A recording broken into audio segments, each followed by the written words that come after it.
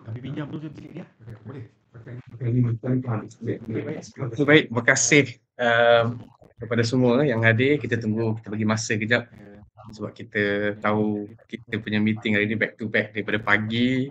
Kemudian selepas Jumaat, ni meeting ketiga untuk sebahagian daripada kita lah, khususnya Timbalan Dekan dan juga Timbalan Rektor HCP. Okey. Tak takut lagi dah. Bos tak ada ni. Bos kata nak open ni.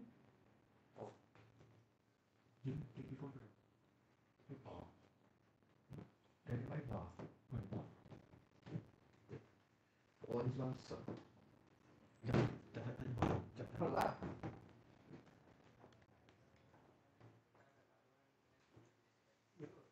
Saya briefing dulu ni. Tak ada. Apa bilik saya dia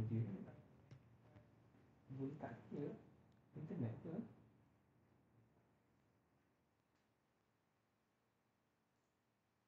Okey. Saya rasa kita tunggu kejap. Masih lagi ada. Okey, yang akan bersama. saya rasa kita tunggu kejap. Masih lagi ada yang akan bersama kita.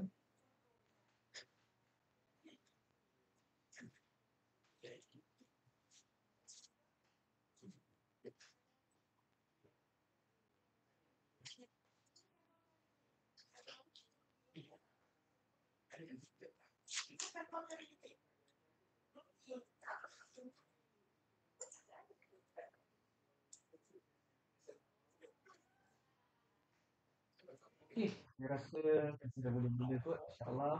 Terima kasih kepada semua. Okey, saya rasa kita dah boleh mula kot. InsyaAllah.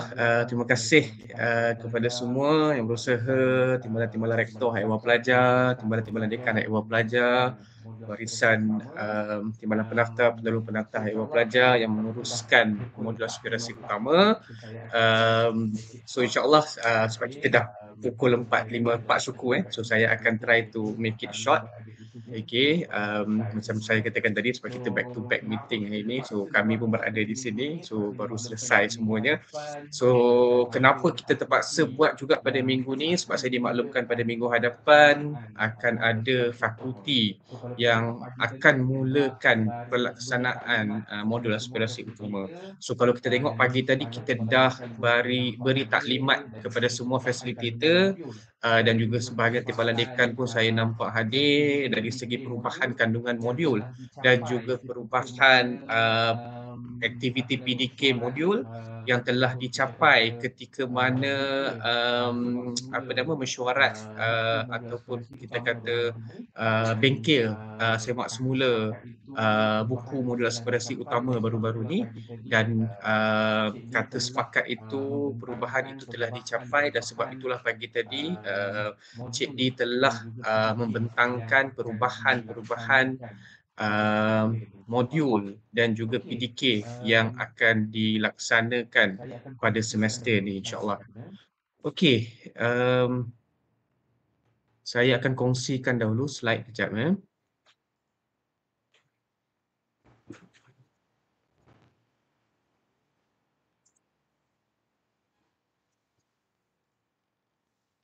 Online saya tak clear. Okey. Ini saya kacau. Wait. Ya, wait.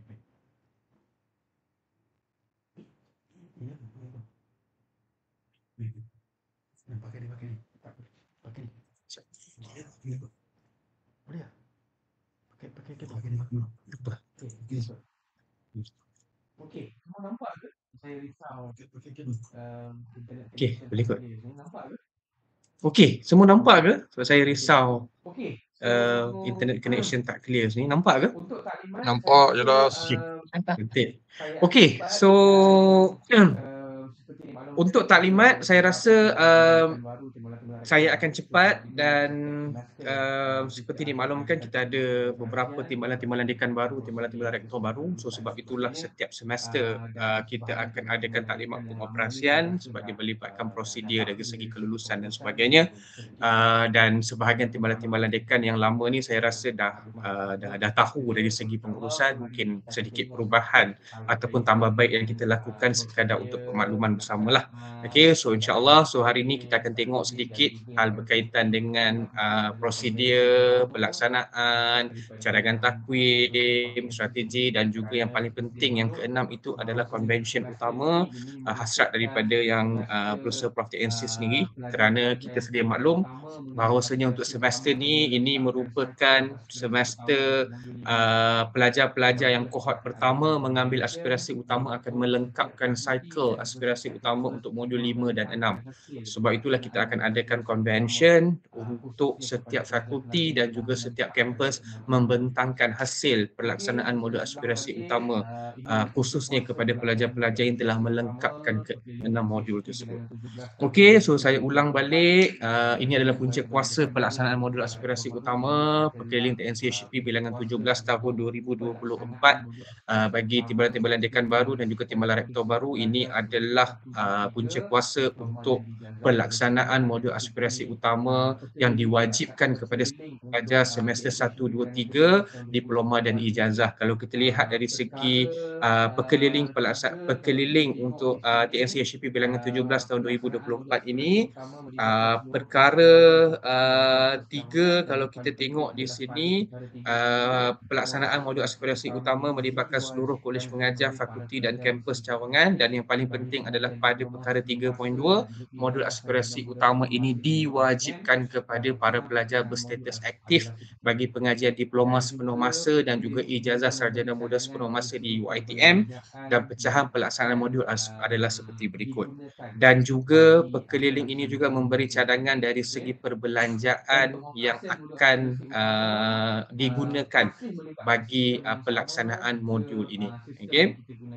Dan pengoperasian modul aspirasi utama masih melibatkan sistem yang sama, 3 sistem yang kita gunakan, iaitu yang pertama sekali adalah MyKM, platform yang disediakan oleh PITA bagi pendaftaran pelajar. Kemudian pelaksanaan modul utama secara fizikal, yang ini yang penerangan yang telah diberikan pada pagi tadi dari segi modul-modul yang telah ditambah baik dan juga dikemas kini untuk dilaksanakan pada semester ini. Kalau kita lihat ada beberapa modul, khususnya modul aspirasi 2, modul aspirasi 3 dan modul aspirasi 6 yang melibatkan perubahan besar, penambahbaikan dari segi beberapa aktiviti yang akan dilaksanakan disebabkan permasalahan-permasalahan yang kita hadapi sebelum ni. Kemudian pelajar akan melengkapkan tugasan melalui platform YouFuture sehingga mereka melengkapkan, menyelesaikan ujian kefahaman dan akhirnya mereka dikira lulus bila mana mereka mendapat sijil sertifikat micro credential yang telah dijana oleh sistem YouFuture. Dan akhirnya bila mereka melengkapkan keseluruhan 6 modul ini, mereka akan mendapat transkrip. Ini yang akan berlaku pada semester ini bagi pelajar-pelajar yang akan melengkapkan ke-6 modul. Kalau kita tengok sistem e-profiling MyHCP, dan untuk makluman untuk sistem MyHCP juga nanti kita akan tunjukkan yang mana modul aspirasi utama juga akan digunakan sepenuhnya melalui sistem ini, yang mana penjanaan transkrip dan juga data-data yang diperlukan selepas ini akan boleh diakses terus melalui sistem MyHCP.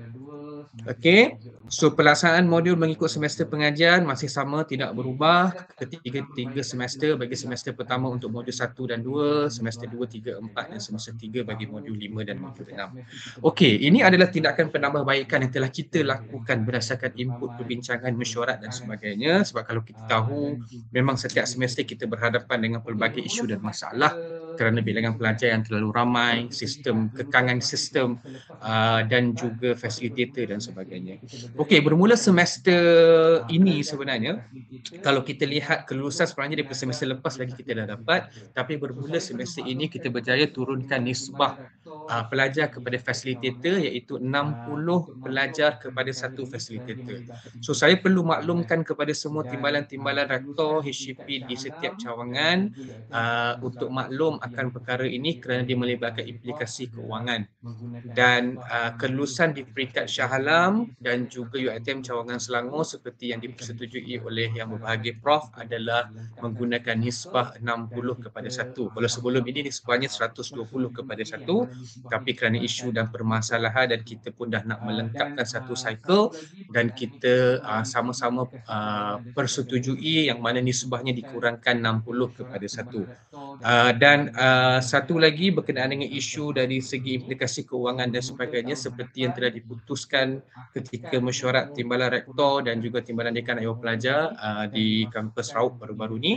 So bermula tahun hadapan kita akan memohon peruntukan khusus untuk modul ini dan dimasukkan untuk diberikan kepada setiap kampus cawangan. So yang ini akan diuruskan oleh pihak IKP bersama dengan JHCP lah bagi belanjawan pelaksanaan modul ini bagi tahun 2026. Okey, dan yang kedua tambah baik yang kita telah lakukan adalah kerana berdasarkan maklum balas yang kita dapat sebelum ni, ada kampus, ada fakulti yang memberikan log dashboard pendaftaran itu kepada pelajar. So pelajar mendaftar terus. So isunya adalah terdapat kesilapan di kalangan pelajar di mana mereka hanya menekan button semak saja dan mereka tidak menekan button yang kedua untuk menghantar. So itu yang menyebabkan walaupun mereka hadir, walaupun mereka memaklumkan kepada kita mereka dah daftar, tapi sebenarnya dalam sistem recording MyKM itu mereka belum mendaftar. So apa yang kita telah lakukan setelah perbincangan bersama pihak PITA dan pihak UFuture, so pihak PITA akan create satu lagi layer yang mana PTJ, pegawai, VC, timbalan dekan ataupun timbalan rektor akan diberikan satu akses untuk log masuk terlebih dahulu dashboard pendaftaran di MyKM, dan itu saja kita nak kawal benda ni supaya ketika pada hari kejadian itu hanyalah dashboard yang login masuk saja yang dibenarkan untuk melakukan pendaftaran di sistem MyKM. Okay, so dia akan tambah satu lagi layer which is dia bukan lagi open kepada semua untuk login kepada pendaftaran di MyKM. Yang ketiga, tiada pendaftaran semula. Ini juga isu kalau sebelum ni kalau kita tengok pelajar yang tak lengkap, apa yang dia perlu buat adalah dia perlu untuk daftar semula dan kena tunggu seminggu ataupun selepas 3 hari untuk dia lengkapkan modul di dalam UFuture, dan mereka yang gagal disebabkan tidak lengkap tugasan di UFuture ni, kalau kita tengok track pendaftarannya berbeza dengan mereka yang gagal kerana MIA ataupun tak hadir langsung dan kena melalui proses modul fizikal. Tapi kita telah capai kata sepakat bersama yang mana pelajar-pelajar yang gagal disebabkan tidak lengkap 100% di UFuture, mereka tidak perlu daftar semula lagi. Bermula minggu ini sebenarnya modul-modul itu sudah appear dalam sistem UFuture dan mereka boleh terus melengkapkan baki persen yang tidak lengkap tu untuk dapat 100%. Okey, dan proses pendaftaran hanyalah pada mereka yang satu yang baru dan yang kedua yang tak hadir langsung, hilang tanpa jejak, yang akan mengulang modul yang akan melalui proses modul fizikal dan selepas itu modul di UFuture, tugasan di UFuture. Yang keempat, proses perintegrasian sistem MyHCP. Yang ini yang saya katakan tadi, kalau kita tengok tadi tuan-tuan dan puan-puan dah ditunjukkan tentang sistem e-profiling melalui platform MyHCP. So selepas ini pentadbir, PTJ, ketua-ketua PTJ, facilitator, kita akan beri akses kepada MyHCP dan dia akan ada satu button on utama di situ yang mana semua data-data akan diintegrasikan di situ. Maksudnya berdasarkan mesyuarat kita baru-baru ni bersama dengan pihak Jabatan Digital, telah dipersetujui yang mana data-data daripada UFuture dan juga data-data daripada MyKM tadi akan diintegrasikan ke dalam MyHCP. Maksudnya selepas ni kalau KUKP maupun timbalan dekan maupun timbalan rektor nak lihat berapa lagi bilangan pelajar lengkap, tak lengkap dan sebagainya, hanya perlu download saja, memuat turun saja daripada button di MyHP itu untuk apa-apa info ataupun maklumat berkaitan utama berdasarkan kampus dan juga fakulti masing-masing. Sebab sebelum ni kita tak boleh akses, contoh apa yang berlaku di U-Future hanyalah pihak ISEP saja yang boleh dapat data tersebut dan kita kena mohon dan baru ISEP akan beri kepada kita dan memakan masa. Dan selalunya macam contoh data pelajar lengkap dan tak lengkap ni dibagi dalam bentuk Excel dan kita pula kena filter sendiri dan sebagainya. Tapi setelah perbincangan dibuat dengan pihak Jabatan Digital, kesediaan sistem MyHP dan sebagainya, so data-data ini akan diintegrasikan dalam satu platform di MyHP dalam dashboard utama. So bila kita klik saja dekat situ, then dia akan ada report-report berkaitan yang diperlukanlah untuk kita lihat pelajar-pelajar yang lengkap, tak lengkap, berapa persen lagi dan sebagainya. So dekat situ boleh. Pelajar pun sebenarnya boleh melihat terus di situ dari segi contoh sijil-sijil modul-modul utama yang mereka dah lengkap dan tak lengkap. Okey. Yang kelima, pelaporan terus. Ini yang saya katakan tadi. Okey, ketua-ketua PTJ boleh terus mendapatkan laporan melalui sistem MyHP. Dan yang keenam, seperti yang telah dicadangkan dalam mesyuarat Timbalan Rektor dan juga Timbalan Dekan HP di Pahang baru-baru ni, cadangan keseragaman bagi tindakan tata tertib bagi mereka yang gagal hadir. So ini pun kita telah bincangkan kerana sebelum ni kita memberi cadangan lebih kepada peruntukan peraturan yang boleh dikenakan. Tapi kerana kita mendapat cadangan daripada Timbalan Dekan dan juga Timbalan Rektor untuk kita seragamkan proses tindakan yang dilakukan, so apa yang kita akan lakukan adalah kita akan memohon pandangan ataupun cadangan daripada pejabat PUU dan kita dah kenal pasti berdasarkan peruntukan yang sedia ada untuk kita dapat endorsement daripada pejabat PUU. Once bila mana kita dah dapat endorsement daripada pejabat PUU, kita akan kongsikan dengan semua Timbalan Dekan dan juga Timbalan Rektor. Contoh gagal hadir kali pertama terus compound ke apa ke berdasarkan persetujuan yang kita akan capai selepas ni. So itu dalam proses yang kita tengah sediakan untuk membantu semua Timbalan Dekan dan juga Timbalan Rektor HP di Cawangan. Okay. Ini sedikit isu pelaksanaan modul. Selain pada isu-isu sistem yang kita hadapi, ini saya kena mention juga, saya rasa mungkin pagi tadi Cik D pun dah mention, ini berdasarkan input-input yang kita dapat daripada Cawangan, daripada facilitator, daripada pelajar.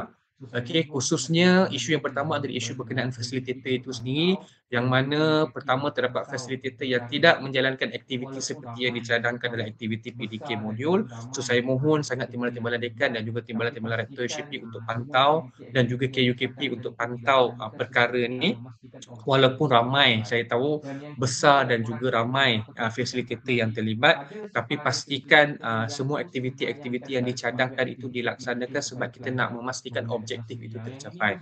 Dan yang kedua, laporan daripada beberapa kampus dan fakulti, ada sebahagian fasilitator yang terus menayangkan garis panduan aktiviti PDK kepada pelajar menggunakan LCD. Yang ini pun satu lagi kita mohon, kadang-kadang dia tak capai lah apa, sebab garis panduan yang kita bagi itu hanyalah kepada fasilitator untuk dia tahu persediaan, pelaksanaan sebelum melaksanakan aktiviti. So kalau dia tidak melaksanakan aktiviti seperti garis panduan tu, dia terus tayangkan dan pelajar hanya baca dan buat saja. Sebab itulah kalau kita tengok impak pelaksanaan aktiviti itu tak sampai. Dan kalau kita tengok dari segi garis panduan tu di bawah tu pun kita dah ada rumusan dan sebagainya yang kita bagi garis panduan tu kepada fasilitator. Tapi kalau benda tu dah ditunjukkan, itu yang pelajar-pelajar merasakan modul-modul ataupun aktiviti-aktiviti ni tak berimpak. Itu yang jadi macam-macam isu tu. So saya mohon bantuan, tindakan, kerjasama daripada semua Timbalan Dekan dan juga Timbalan Rektor HP untuk melihat semula isu-isu ni, khususnya untuk memberi peringatan kepada fasilitator yang terlibat supaya bersedia dan melaksanakan aktiviti seperti mana yang dicadangkan dalam garis panduan yang kita beri kepada semua fasilitator dan juga TD dan juga TD HP. Yang kedua tentang kelulusan program dan peruntukan. Yang ini pun satu lagi sebab kita kadang-kadang pun kita dapat laporan yang mana ada beberapa fasilitator yang tak dibayar. Dan bila kita buat semakan khususnya di Cawangan, kita notice that ada fakulti yang sebenarnya tidak memohon kelulusan dan juga peruntukan daripada HCP kampus. So sebab tak ada permohonan kelulusan dan peruntukan, sebab itulah walaupun borang honorarium itu dihantar di bendahari, tapi tak boleh nak proses sebab surat kelulusan tu tak ada. So saya mohon sekali lagi, bila kita buat taklimat pengoperasian dan sebagainya ni, dari segi proses-proses yang kita cadangkan, kita mohon Timbalan Rektor, Timbalan Dekan, TP, AR, HCP untuk cakna dan pastikan proses kelulusan dan peruntukan itu mengikut garis panduan yang kita cadangkan. Sebab apa? Sebab akhirnya dia akan memberi kesan kepada khususnya bayaran honorarium facilitator, sebab nanti kita risau kalau bayaran itu tersangkut dan sebagainya, facilitator nanti dah tak berminat untuk membantu kita dalam melaksanakan modul ini pada masa-masa akan datang. So itu benda yang saya rasa perlu saya highlight di sini, selain daripada isu-isu sistem yang kita alami ataupun yang kita dah face sebelum ni. Okay, so ini sistem MyHCP macam biasa yang saya katakan tadi kalau kita tengok untuk sistem ni boleh kita sign in nanti. Okay, so bila mana kita masuk, contoh ni saya bagi contoh walaupun saya rasa belum lagi belum lagi diupdate. Nanti di sini nanti akan ada satu tab on utama, dan tab utama ni lah bila kita tekan nanti, tadi e-profiling kita dah dapat taklimat, so utama akan ada di sini satu tab. So yang inilah yang saya katakan tadi nanti, yang mana semua timbalan-timbalan dekan, timbalan-timbalan rektor ada akses terus kepada semua pelaporan-pelaporan data-data yang berkaitan pelajar di bawah kelelaan tuan-tuan dan perempuan yang kita terus integrate daripada UFuture dan juga MyKM untuk tuan-tuan dan perempuan boleh download terus untuk dapat data tersebut. Okey. Okey. Sorry. Sebelum nak masuk ke platform ini, ke dashboard ini, tuan-tuan dan perempuan harus Okey, next tata cara pendaftaran ini pun benda yang sama sebenarnya. Kalau kita tengok nanti ni yang saya katakan, nanti sebelum nak masuk ke platform ini, ke dashboard ini, tuan-tuan dan perempuan harus key in ID dan juga password terlebih dahulu, seperti menggunakan Gmail UiTM masing-masing, dan barulah kita akan dibawa ke page ini untuk kita benarkan pelajar-pelajar mendaftar. Okay, sebab dia nak kawal supaya hanya dashboard ni tak diberi kepada pelajar-pelajar sesuka hati. Okay, itu kawalan yang kita buatlah di peringkat PITA dan juga di peringkat kita. Okay. Dalam Cik Syam. Ya, dengar, nampak tak? Ini MyKM punya apa Dia punya betul. Okay. Jasmine, untuk semester akan datang semester ini, fakulti akan diberi kebebasan untuk mendaftarkan pelajar menggunakan MyKM ni teruslah. Sebelum ni kita minta pada IKP kan, atau Cik D untuk beri link untuk hari tu. Sekarang ni kalau kita nak buat hari besok, contoh besok terus ni dan terus beri pada pelajar, bukan beri pelajar, untuk kita key in lah nama pelajar yang akan masuk tu. Dia ada pilihan, sama ada kita yang key in kan, tapi kalau ramai saya rasa kalau macam kampus cawangan ni dia tak mampu dia nak key in kan. So apa yang dia perlu buat macam biasalah, dia buka kaunter, buka laptop, tapi untuk nak buka dashboard pendaftaran tu dia perlu menggunakan ID dia, staff ID tu, baru dia akan bawa ke dashboard yang tadi untuk pelajar key in nombor pelajar. Ya. Saya sebut je sebelum Cik Romi tadi tu, jadual tu masih kena bagi saya Cik Romi. Kami masih permission daripada PITA. Jadual pelaksanaan Okey. Group sesi tu Cik Romi isi je yang tu. Okey, bila dah isi permission you akan minta pada PITA. Bila waktu pelaksanaan tu kita boleh akses teruslah dalam sistem ni. Cuma mungkin kali ni saya akan bagi extend lah. Katalah Cik Romi nak buat 1 hari, kita akan bagi 2 hari terus. Alright.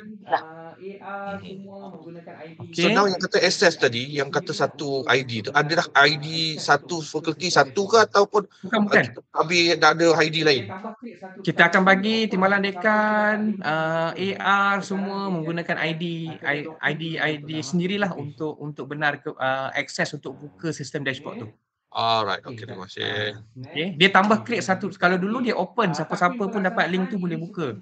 Sekarang dia jadikan kena login dulu untuk nak masuk ke page tu. Okay. Okay, jap. Snack. Sikit lagi saya nak habiskan. Okay. Takwim pelaksanaan ini seperti cadangan, tapi saya tahu kadang-kadang ada yang terkeluar daripada takwim ni, so mengikut waktu kekosongan dan juga perancangan tuan-tuan dan puan-puan, kita tak ada masalah. Tapi kalau kita semak contoh macam ada satu minggu tu terlalu ramai dan terlalu, sebab kita kali ni kan kita dah melibatkan 6 modul, so kalau terlalu ramai, trafiknya terlalu tinggi, so kita akan terus direct maklum kepada tuan-tuan dan puan-puan lah untuk ubah tarikh. Tapi kalau tak ada kita hubungi dan sebagainya, so tuan-tuan dan puan-puan boleh isi cadangan tarikh seperti mana yang telah ditentukan oleh pihak fakulti maupun pihak kampus cawangan, dan isi ke dalam link yang telah Excel yang telah kita berikan, yang telah dikongsikan dalam grup facilitator tersebut. Okay, so strategi ke arah visibility yang ini saya kena mention sekali lagi, yang mana yang berbagai Prof TNC mohon sangat supaya visibility ini untuk kali semester ini kita lebih visible, sebab towards the end kita akan ada satu convention utama dan kita nak memastikan bahawasanya pelaksanaan modul-modul ini memberi kesan kepada pelajar, sebab kalau kita tengok sekarang ni isu-isu yang berlaku selain daripada isu-isu college, penginapan, isu-isu pelaksanaan modul utama ni juga hangat sebenarnya dibincangkan di TikTok dan sebagainya. So tapi kalau kita tengok ada beberapa pelajar juga yang komen dari segi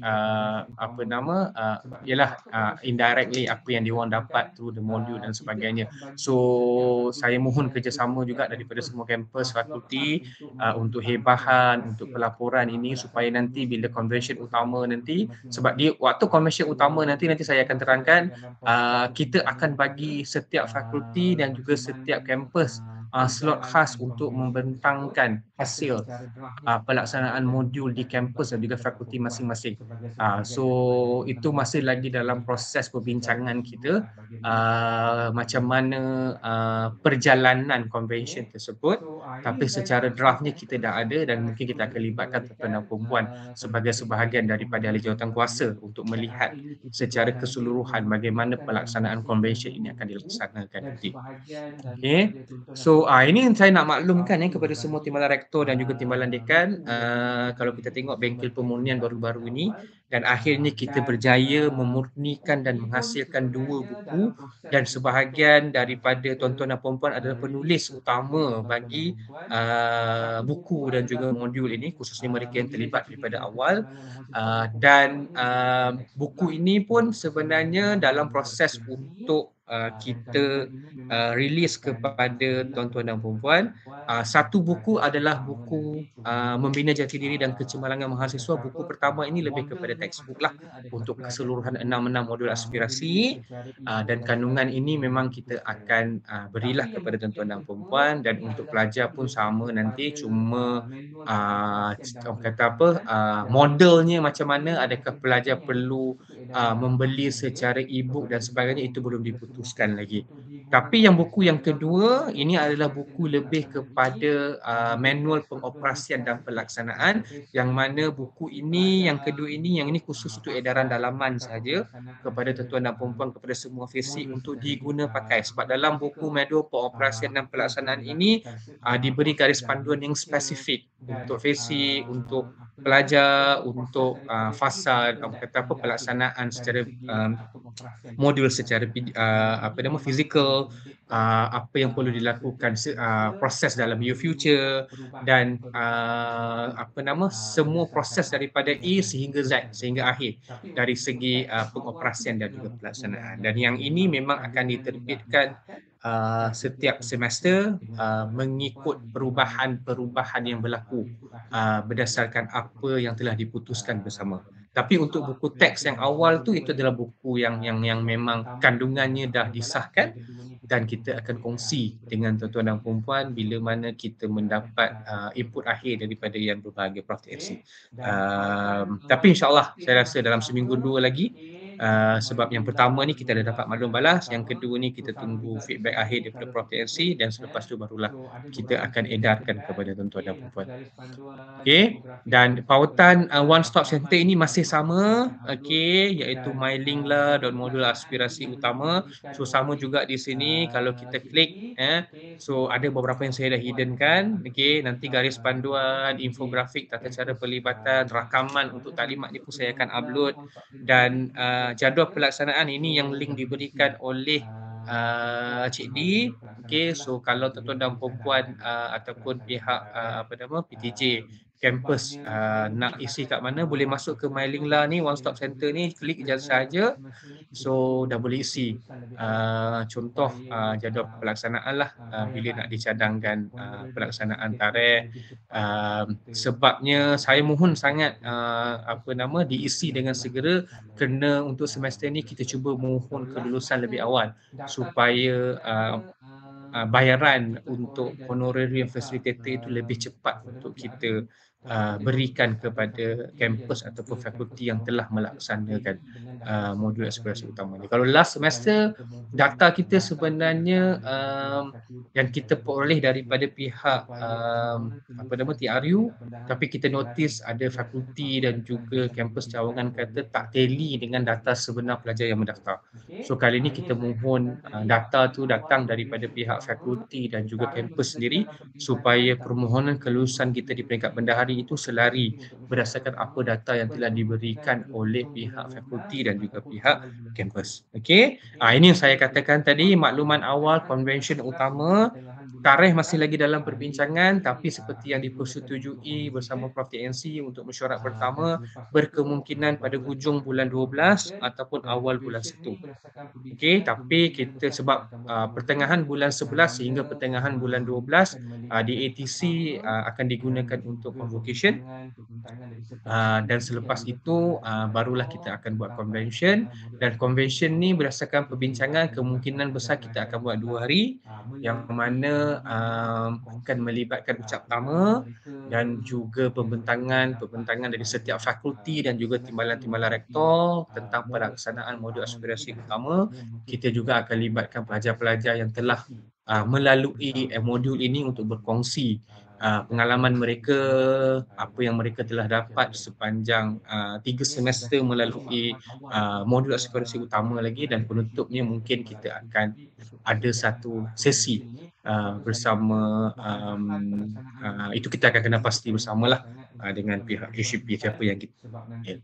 Okay, so basically ini makluman awal lah untuk timbalan-timbalan dekan HCP dan juga timbalan rektor HCP untuk persediaan ke arah convention ini. Sebab tu saya kata bahan-bahan pelaksanaan modul dan sebagainya tu saya mohon sangat untuk tuan-tuan dan perempuan simpan, sebab nanti ketika mana slot tuan-tuan dan perempuan tu selain pada perbentangan, so mungkin ada video-video nak menunjukkan pelaksanaan modul daripada modul 1 sehingga modul 6 yang telah dilaksanakan di peringkat kampus dan juga fakulti tuan-tuan dan perempuan. Okey, dan ini prosedur semasa, yang ni seperti mana yang saya kongsikan sebelum ni. Okey, tapi yang keseragaman tata tertib tu kita akan capai dan kita akan kongsi selepas kita mendapat endorsement daripada pihak PUU. Tapi kalau yang sebelum ini berdasarkan peruntukan yang sedia ada, so tindakan yang kita boleh lakukan menggunakan kaedah 47/1/2 dan /3, atau denda menggunakan kaedah 61 ataupun 62. Okey, tapi yang keseragaman tu kita dah bincangkan berdasarkan peruntukan ini 47 dan 61, tapi jenis hukuman tu yang kita nak seragamkan itu, yang itu kita akan kongsi bila mana kita dah dapat endorsement daripada pihak UPU. Okey, so saya secara rumusannya, okey, so tindakan segera yang diperlukan kepada untuk semua khususnya fakulti-fakulti di UiTM Cawangan Selangor, UCS dan juga kampus Cawangan. Untuk fakulti-fakulti di Shah Alam, semuanya akan diuruskan oleh pihak IKP lah dari segi kelulusan. Yang pertama sekali, tindakan memperincikan kos dan bajet pengoperasian, mengenal pasti fasilitator terlatih yang telah melalui proses TOT, dan juga jumlah fasilitator yang akan terlibat menggunakan nisbah terkini iaitu 60 orang pelajar satu sesi. Okey, yang ketiga mengenal pasti tarikh dan ruang yang akan digunakan untuk ke-6 modul tersebut yang akan dilaksanakan di peringkat fakulti dan juga kampus. Yang keempat, mengisi link jadual pelaksanaan yang telah dikongsi sama ada melalui link yang dikongsi oleh Cik D dalam grup FACI ataupun boleh ke One Stop Center, tekan tab untuk jadual pelaksanaan dan juga boleh isi. Dia akan bawa kepada link yang sama lah. Yang kelima, menyiapkan kertas kerja pelaksanaan modul aspirasi utama. Ni saya mohon sekali lagi, khususnya fakulti-fakulti selain di Shah Alam di UiTM Cawangan Selangor dan KPU Cawangan, untuk memohon kelulusan dan memohon bajet berdasarkan kos dan juga bajet pengoperasian yang telah diperincikan bersama dengan Timbalan Dekan dan juga Timbalan Rektor HCP.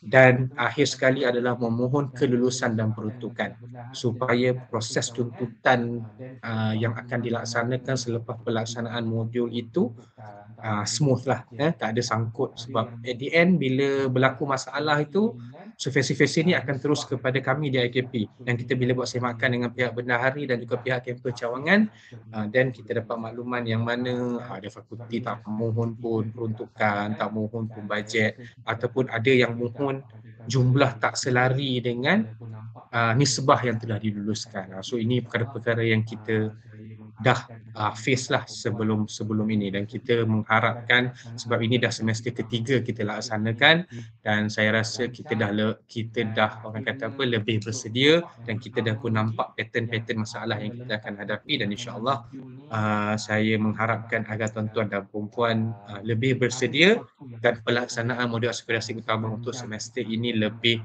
lancar, dan akhirnya untuk kohort yang pertama ni yang akan melengkapkan ke-6 modul ni, kita mengharapkan agar ada sesuatu yang mereka peroleh sepanjang ke-6 modul yang mereka telah ambil dalam pengajian mereka di UiTM. Saya rasa itu saja untuk taklimat pada petang ini yang kita telah ringkaskan. So saya buka kepada sesi Q&A bagi sesiapa yang ingin bertanyakan soalan. Okey, Cik Faizal, silakan.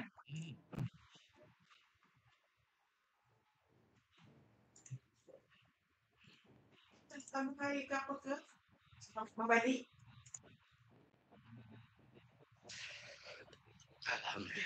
Okey, ada soalan? Okey, Cik Faizal, silakan. Ya, Syam pun juga semua rakan-rakan Tirat juga TD. Sebenarnya banyak juga persoalan saya nak bawa ni kan. Tapi sekejap saya cubalah seberapa ringkas. Okey, yang pertama, tapi itu kita cuba berurusan teruslah dengan pentadbir di IKP sendiri. Sebab tadi Dr. Syam duk stresskan tentang klaim bayaran fasilitator, kelulusan apa semua. Ingat saya lah di fakulti saya, kita dah ikut semua prosedur itu, semua kelulusan apa semua, pelantikan fasilitator dan kita kan. Tapi untuk makluman sehingga hari ini saya difahamkan oleh EO dan juga kerani saya, tiada sebarang bayaran masih lagi diterima. Tapi tak apalah, yang tu nanti kita akan follow up balik lah kot. Okay, tapi sambil difahamkan memang kita telah melalui semua proses tu, kelulusan semua dah ada. Program tu dah dijalankan, rasanya dah berapa bulan dah kan. Okay, tapi itu yang pertama lah. Tapi nanti kita akan berusaha langsung. Okay, soalan berkaitan dengan soalan. Okay, soalan pertama saya. Pertama adalah tentang isu pelajar repeat. Maksudnya ada yang pelajar tak hadir modul 1, 2, 3, 4 kan, maksudnya semester 1 dan juga semester 2. Jadi kalau contoh yang semester 1 semester lepas dia tak hadir, SEM ni logiknya dia perlu hadirkan modul 1, 2 lah kan. Okey, jadi kalau kata sekarang ni dia semester 2, adakah semester ini kita akan buat terus untuk orang yang macam ni, maksudnya dia lengkapkan modul 1, 2, kemudian katalah 2 minggu selepas tu kita plan pula untuk semester 2 iaitu modul 3, 4. Jadi pelajar repeaters ni dah lengkapkan yang itu, dia layak untuk pergi ke yang modul 3, 4 itu kan. Dan sama juga pelajar yang akan, sebab kita SEM ni pagi tadi baru saja ada kami ada meeting akademik. Saya dah tekankan dalam fakulti bahawa semester ini kita akan full blast, 3 semester akan lengkapkan utama. Maksudnya kali ni kita agak hektik sedikit lah. Tapi soalannya tentang pada belajar semester 3 juga sekarang ni. Kalau dia tak lengkap dulu yang semester 2 tu, modul 3, 4, dia macam mana? Itu saya tahu. Okey, itu soalan pertama lah. Ringkasan soalan dia, repeaters. Okey, soalan yang kedua berkaitan dengan trainers ataupun facilitator. Kalau masih ingat, itu hari kita ada plan kan nak buat lantikan latihan kepada trainer-trainer baru. Kita terplan tu nak buat KLD tapi terpaksa ditangguhkan ataupun dibatalkan kan perancangan itu. Jadi kita punya perancangan untuk melantik facility baru masih lagi tertangguh lah. Okey, tapi saya ada nampak agak beberapa cawangan. Saya bagi contoh, minta maaf lah pada saya nampak itu sebab dalam TikTok ataupun dalam Facebook. Saya ada nampak kalau tak silap UiTM Cawangan Melaka. Dia ada buat TOT for facilitator. Saya nak dapatkan kefahaman. TOT tu dah dijalankan ke belum? Sebab saya tu dah namakan pensyarah ataupun pentadbir untuk hadir. TOT tapi kan dibatalkan kan, ditangguhkan. Apa itu hari tarikh yang kita pilih. Jadi sekarang ni isu dia, kita nak jalan 3, 5, 6 modul ni. 1 sampai 6. Tapi macam di fakulti saya setakat ni, facilitator yang diiktiraf ada 4 orang je. Setakat ni lah. Sebab nak bertambah tu lah. Nak bertambah sebab ada penangguhan itu. Jadi yang itulah. 2 setengah utama. Cuma pagi tadi ada taklimat kan. Pasal kata ada perubahan 70% ke kandungan.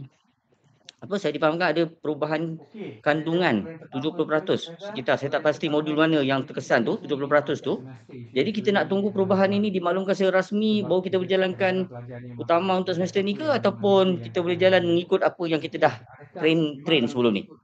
Okey, terima kasih Dr. Hisham dan juga rakan-rakan semua.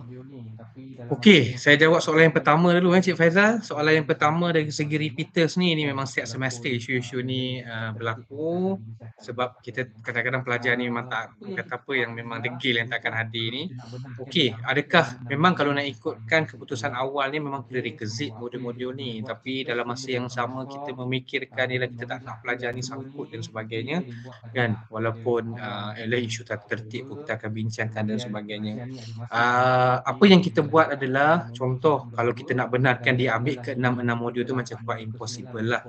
Okey, so apa yang kita boleh buat jika sekiranya contoh Meskom untuk modul 1 dan 2 ni, okey, dia buat katalah pada awal bulan Oktober, kemudian pelajar ni ada masa yang mencukupi untuk dia melengkapkan modul 1 dan 2, dan katakanlah di minggu ke-8, minggu ke-9 Meskom buat modul 3 dan 4, okey, dan pelajar ni ada masa yang mencukupi, which is 1 dan 2 tu dia dah buktikan yang dia dah dapat sijil lulus, okey, dan dia ada masa yang mencukupi untuk hadir bagi modul 3 dan 4. Semua maklum je kepada kita, selalunya kita akan mohon PITA benarkan sistem untuk dia mendaftar saja 3 dan 4. Okey, tapi itulah dia bergantung juga kepada takwim perancangan pelaksanaan modul oleh fakulti. Sebab yang ini saya pulang balik kepada fakulti sebab ada certain fakulti ni yang cantik kehadiran 1%, 98%, tapi fakulti-fakulti yang ada masalah kehadiran ni mungkin selepas ni bila dah ada keseragaman, tata tertib dan sebagainya, pelajar takut ke apa ke kan,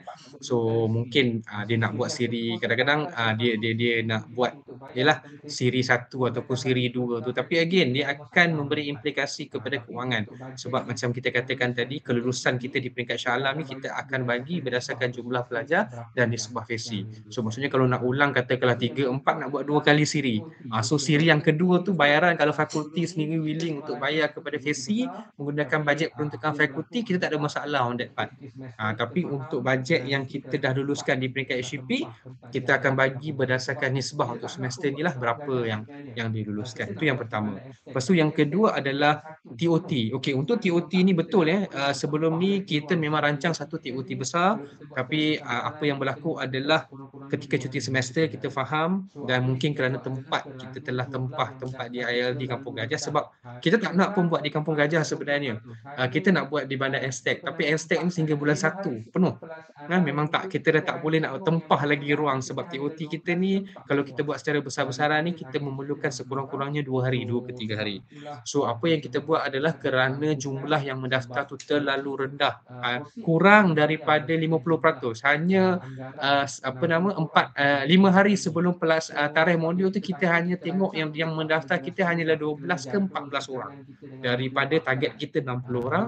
So sebab itulah kita buat keputusan untuk tangguhkan, sebab kalau kita proceed kita kena bayar berdasarkan jumlah anggaran 60 orang tu kepada pihak ILD. So sebab bila kita tangguh, kita rancang untuk buat pada bulan 10 tapi kerana jadual kekangan kita dengan modul bakat, bulan 11 dengan kekangan macam-macam modul kepimpinan dinamiknya, survival bangsa, profesional. So kita tak ada ruang.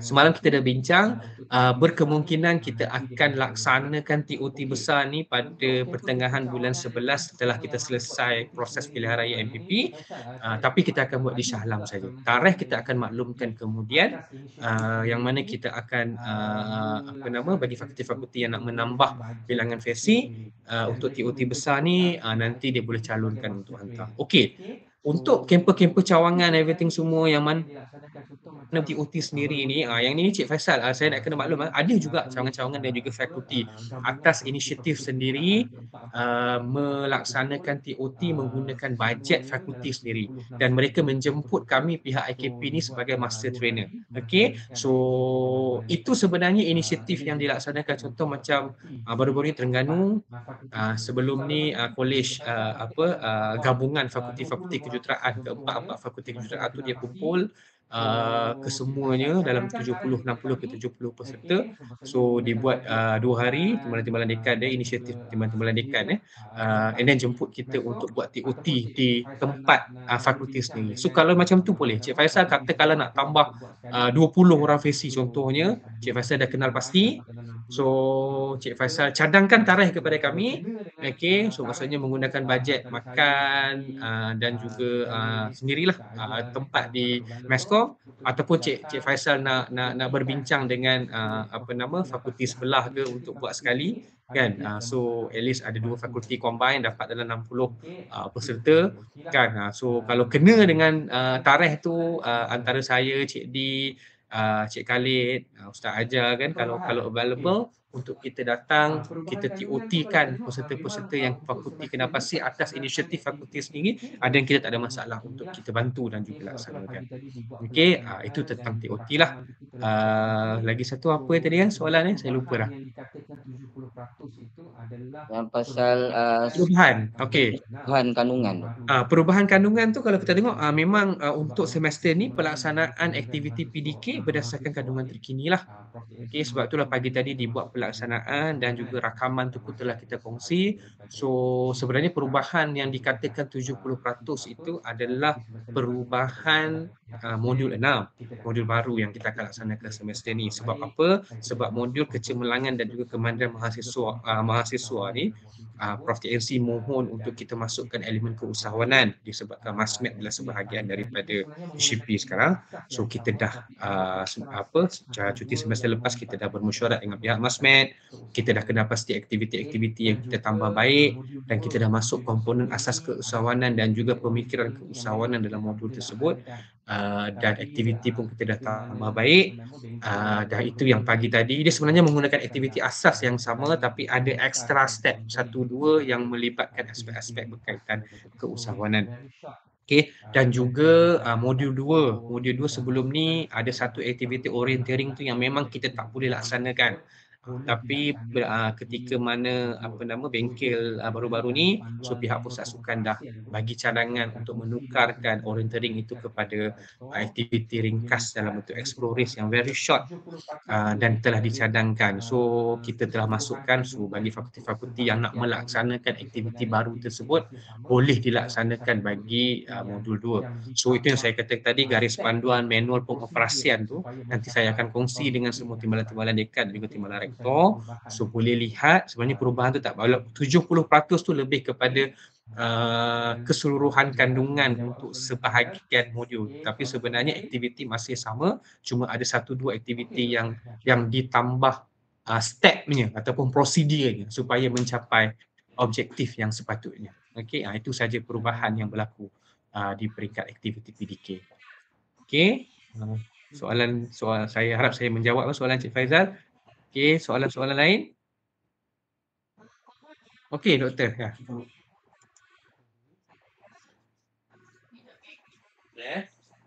Assalamualaikum semua. Salam. Saya nak confirmation sebenarnya. Saya dari Alam Bina. Saya nak minta kepastian.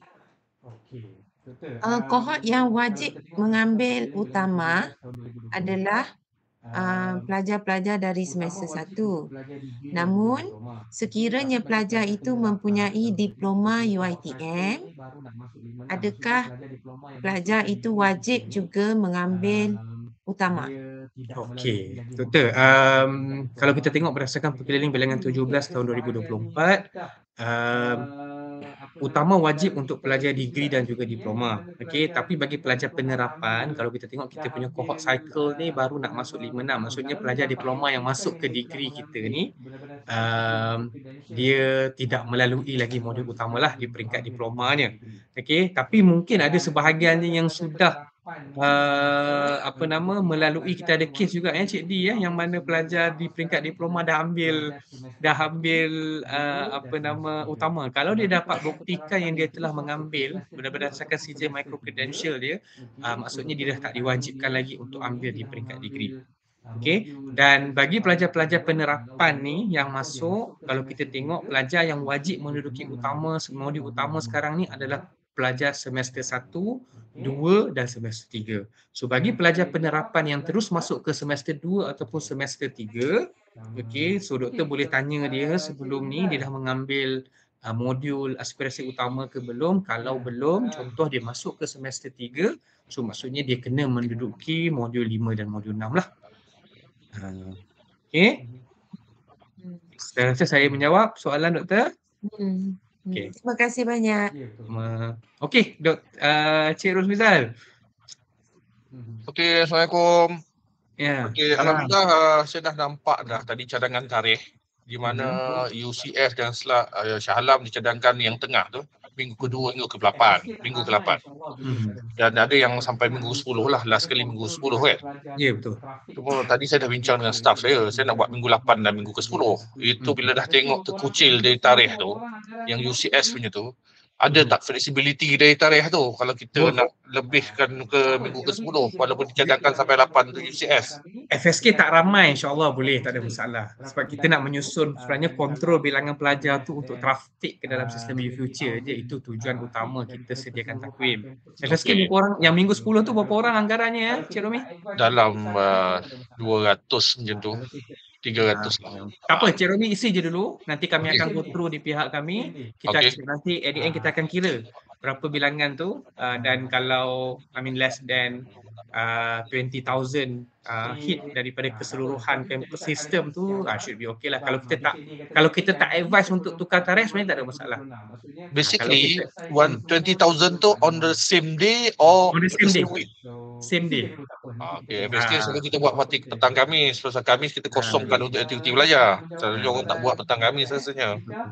Tapi tak apa, lepas tu kita minta kali ni isi awal sebab dia kata tadi tu janji sebelum 4 Januari 2026. Maksudnya kena selesaikan semua sebelum 4 Januari. Okey, terima kasih. Isi je dulu, tak apa, nanti kita tengok. Apa-apa kita advance kemudian. Okey, jap saya nak menjawab soalan kejap Dr. Ika, saya nak menjawab soalan Cik Farouk. Okey, Cik Farouk ada tanya dekat sini. Yang pertama, bagaimana dengan kursus kepimpinan dinamik, destiny kenegaraan, kepimpinan profesional? Adakah perlu dilaksanakan? Okey, untuk modul-modul kepimpinan, ini saya minta Cik D jawab lah Cik D.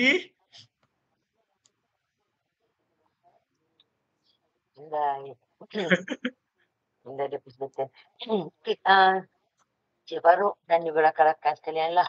Termasuk UCS pun ketika pun ada di sini. Untuk modul-modul kepimpinan ni, kita tak terikat dengan apa-apa pembatalan. Maksudnya modul itu masih wajib diteruskan. Ikutkan taklimat kepada KUKP seperti OT yang di Penang yang lepas, masih wajib diteruskan. Dan dia akan melaporkan ke PI 29 dan juga 38. Okey, jadi itu tak ada masalah kot Cik Farouk. Maksudnya masih seperti biasa. Okey, dan in fact kita pun dah go through TOT pun awal bulan 9 yang lepas. Dan ramai dah visi-visinya. Satu lagi jadi soalan saya dapat berkenaan dengan modul pembangunan kerjaya kan, kursus kerjaya. Okay, bukan setakat di peringkat cawangan je, peringkat kerana pun masih masih belum dapat kata putus siapakah pemilik asal punya modul ini. Cumanya sekarang apa yang kita buat, modul ini dibangunkan oleh unit sebelum ini, unit Kejaya dan Kaunseling, yang ditukar nama kepada Pusat Psikologi Kejaya Psikologi kan. Pusat Kaunseling Psikologi. Owner dia masih mereka. Sebab dia belum diserahkan kepada siapa-siapa lagi. Owner ni masih di Pusat Kejaya, Pusat Kaunseling dan Psikologi. Cuma kalau pelaksanaan di Shah Alam ini ialah IKP lah. IKP sebagai dia punya antara dan fakulti akan jalankan sendiri. Right, untuk cawangan ini yang belum kami dapat satu keputusan yang standard lagi, siapa sebenarnya owner. Mungkin bagi kami masa sikit lagi Cik Farouk dan juga tidak sekalian untuk kami finaliskan siapa owner kepada modul ini, ataupun mungkin dia akan saya tak kata dimasukkan sebab sekarang pihak ICAN sedang melihat modul ini dan mereka sedang buat semakan sebenarnya.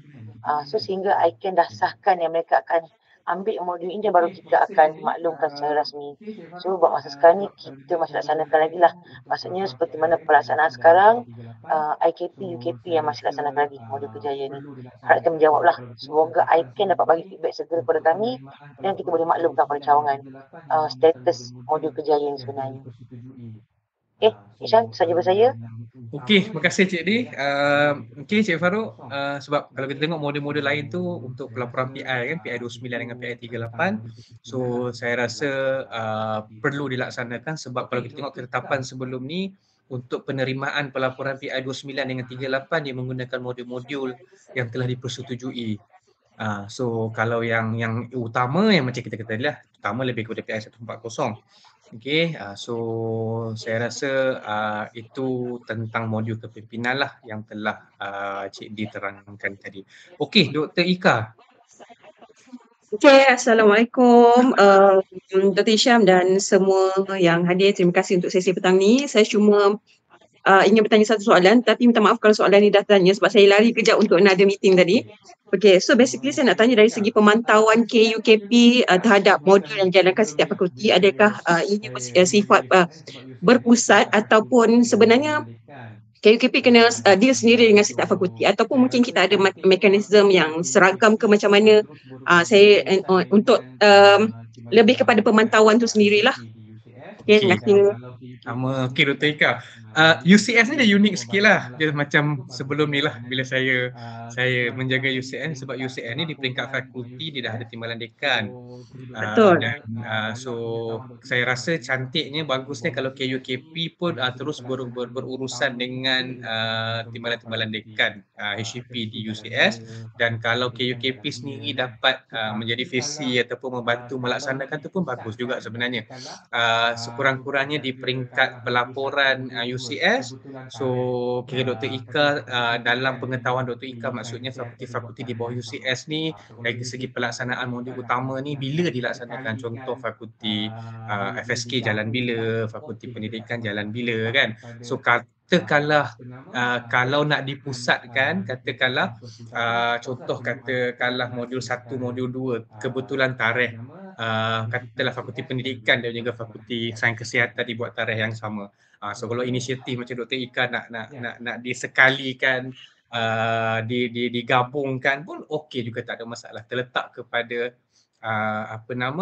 pelaksanaan di peringkat kampus tu. Tapi of course lah perlu ada koordinasi antara HCP UCS dan juga timbalan-timbalan dekan HCP di peringkat fakulti. Okey. Ya. Ya. Okey, saya cadangkan, ni pandangan saya Dr. Ika, Dr. Syamil. Saya nampak ada sedikit lacking lagi di UCS ni dari segi budgeting tu. So, pelaksanaan fakulti dah sangat okey dah. Semua dah expert saya nampak. Dari segi pelaksanaan keuangan tu. Sebab ada beberapa fakulti yang dari segi kelulusan untuk utama dia tu, dia tak dapat kelulusan. Saya tak tahu dia tak mohon ke. Untuk semua UCS tau, termasuklah perubatan, pergigian pun dia kena sekali. So mungkin Dr. Ika boleh bantu selaraskannya itu. Mungkin kalau Dr. Ika dapat dia akan kongsi juga. Dia kita terima tak dia punya permohonan kita Sebab ini yang jadikan untuk di UCS sebenarnya. Dan saya nampak lah feedback sebelum ni. Itu je pending. The rest dah saya agree, saya pun terlupa tadi nak mention benda tu sebab fakulti-fakulti di UCS ni selain daripada Puncak Alam, Puncak Perdana dan juga Sungai Buloh, mungkin Dr. Ika boleh tanyakan terus berhubung dengan timbalan-timbalan dekan sebab suruh mohon mereka hantar kertas kerja kepada Dr. Ika sebab nak mohon peruntukan di peringkat HCP UCS tu sendiri. Dan menggunakan nisbah tadi lah, maksudnya mungkin doktor boleh buat semakan on nisbah bilangan pelajar tu betul ke tak dengan bilangan fesi yang dimohon, menggunakan nisbah 60 orang pelajar satu fesi. Baik. Saya rasa yang itulah. Dari segi pelaksanaan saya rasa berdasarkan pelaporan semua okey, cuma itulah bajet yang dipohon itu tak tahulah, mungkin ada fakulti yang mungkin lambat mohon ataupun yang tak sampai kertas kerja permohonan tu kan, tapi pelaksanaan dah dibuat. So bila fesi tanya kita honorarium tak dapat, bila kita buat semakkan di pejabat HCP UCS tengok kertas kerja tak masuk, tak ada kelulusan, tu yang kita pelik tu. So that's part lah. Okey, baik, saya ambil maklum. Terima kasih Dr. Hisham, Cik Di. Okay, Dr. Hisham, sorry. Orang nak UCS nak menyelek sikit. Boleh. Okay, bila doktor ni nak offer ni, saya rasa the best way ialah UCS, kita hantar kerja pada Dr. Ika untuk proses ke Tirak HCP lah. Sebelum ni kita terus ke Tirak HCP. Cuma ialah kertas kerja tu tak ikut ratio yang ditetapkan. Yang tu dia query dan sebagainya. So now ratio dah ada 1/60. So mohon saja kita mohon ke direct tapi selalu kepada ni kot IKP untuk proseskan sekali permohonan ni untuk kita dapat keputusan sentak lah, senang sikit. Okey, kalau macam tu saya akan buat satu pemakluman khas dalam grup TD HCP semua untuk penghantaran kertas kerja dan segala perincikanlah yang mana sepatutnya. Yes, terima kasih. Alright, sama. Dia satu lagi cantiknya macam contoh sebelum ni kan, kita macam Dr. Ika boleh kumpulkan semua, listkan semua dan dalam satu mesyuarat tu dapat terus kelulusan untuk semua. Tu pun okey juga sebenarnya, tapi of course lah maksudnya perlukan input data koordinasi daripada semua timbalan dekan untuk bilangan pelajar dan sebagainya. Memang dia akan bagi satu angka yang besar tapi tak akan ada keciciran dekat situ. Okey, saya bermaklum. Terima kasih. Dr. Ani. Assalamualaikum, selamat petang semua. Okey, satu berkenaan untuk ratio ni, let's say satu fesi kurang daripada 60, berikutan mungkin ruang tidak dapat memuatkan bilangan pelajar dan mungkin juga memang bilangan pelajar sedemikian rupa. Bagaimana dengan klaim tadi, boleh ke tidak untuk fesi ni? Kalau berdasarkan persetujuan di peringkat Syalam ni memang tak boleh lah, sebabnya bila persetujuan tu dah dicapai, so perkeliling tu dah sampai persetujuan yang di endorse 60 kepada 1 tu dah sampai kepada bendahari. Bendahari memang akan kira contoh katakanlah 125 orang. So kalau 125, so dia terus akan kira ratio 60, so ada baki 5 kan, so dia benarkan 3 fesi. Calculation dia macam tu. So katakanlah 118 dan dia benarkan 2 fesi saja.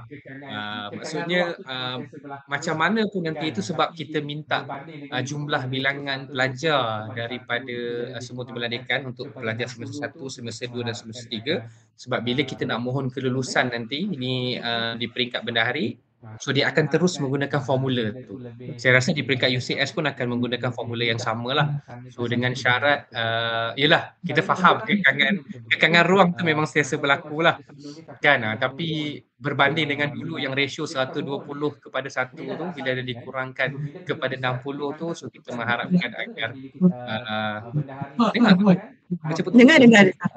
dengar mengharapkan benda tu lebih kata apa, lebih mudah untuk dilaksanakan lah berbanding dengan 120 sebelum ni. Selalu di Syalam dia akan kira macam tu.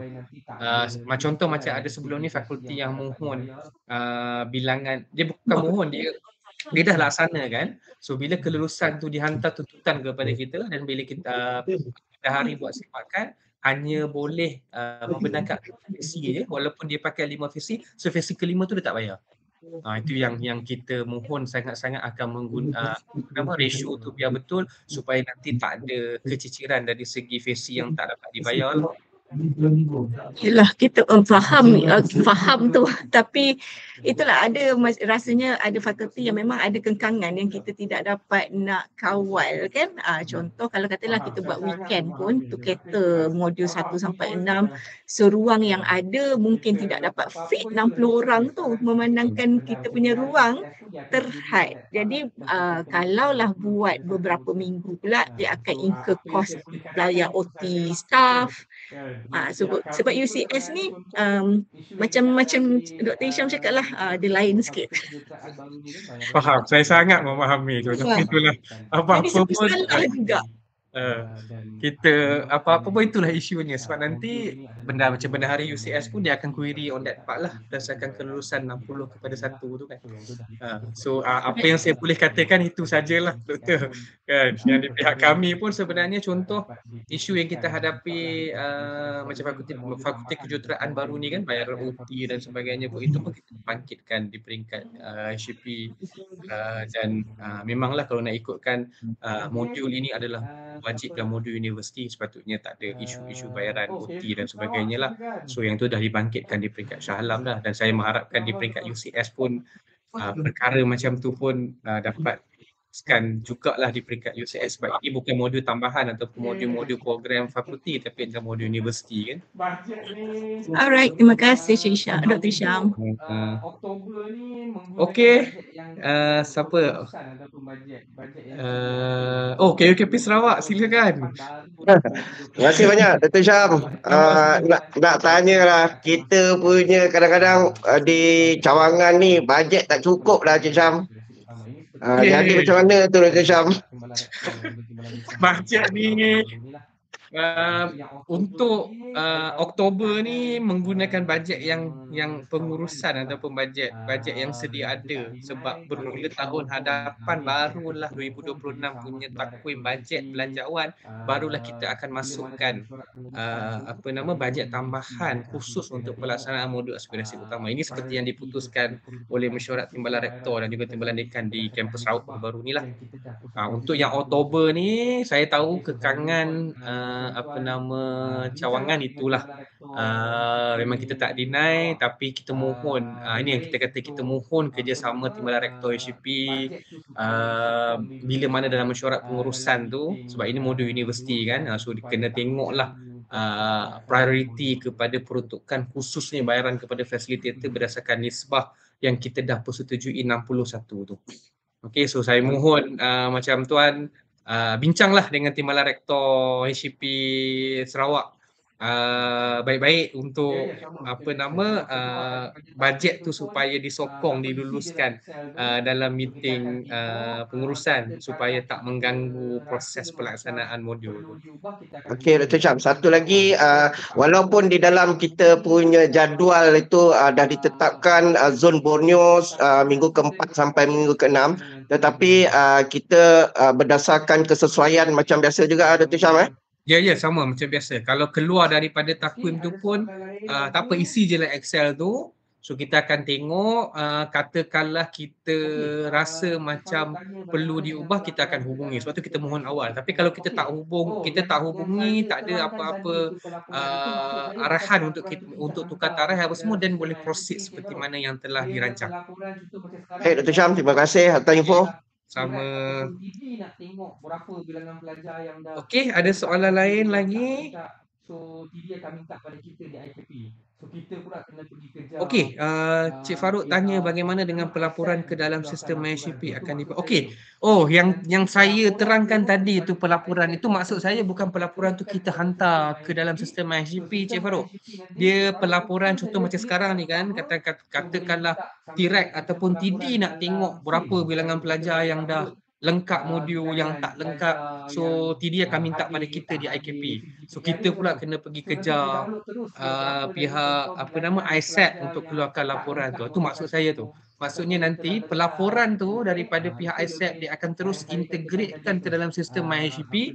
So sistem MyHCP nanti Cik Farouk buka saja, klik dekat utama.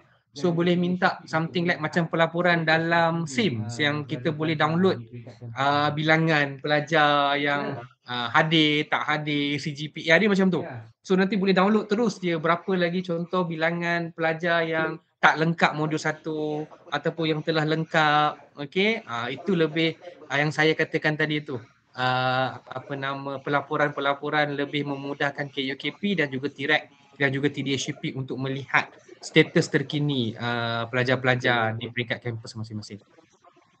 Dr. Syam, satu lagi Dr. Syam. Ya.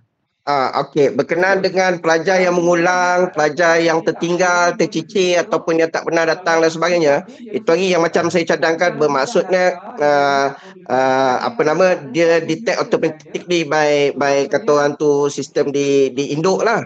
Tetapi masih tak dapat berlangsung maksudnya kita buat pendaftaran manual macam yang sebelum ni juga Dr. Syam Yang pelajar hilang terus MIA tu ya betul. Betul tu.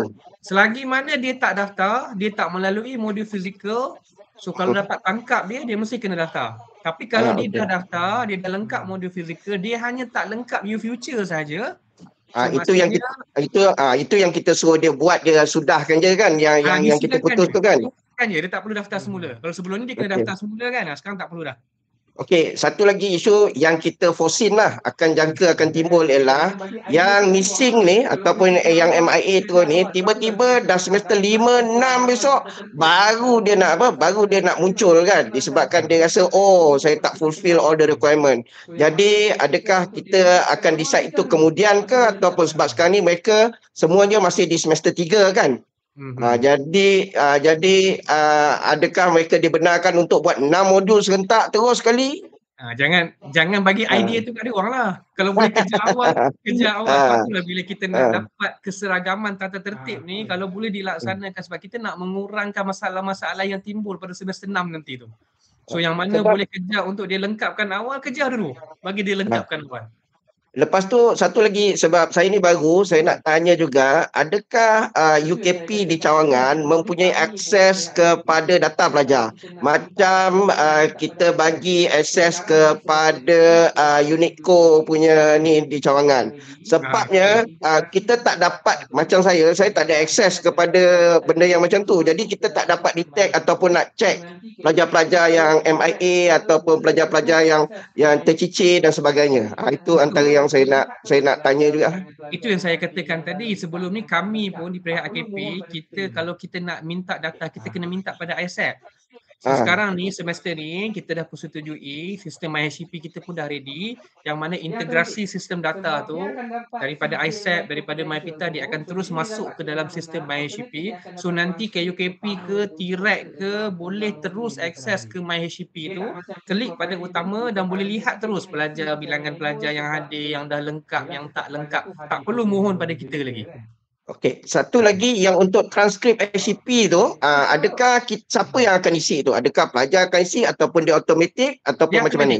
Sebab dia akan dapat sijil micro credential tu, so bila dia dapat ke 6-6, automatik dia akan dapat transkrip utama untuk ke 6 modul yang dia telah hadir.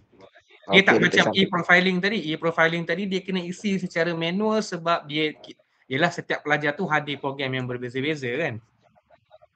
Okey, baik Dr. Syam. Thank you. Okey, Cik Farouk.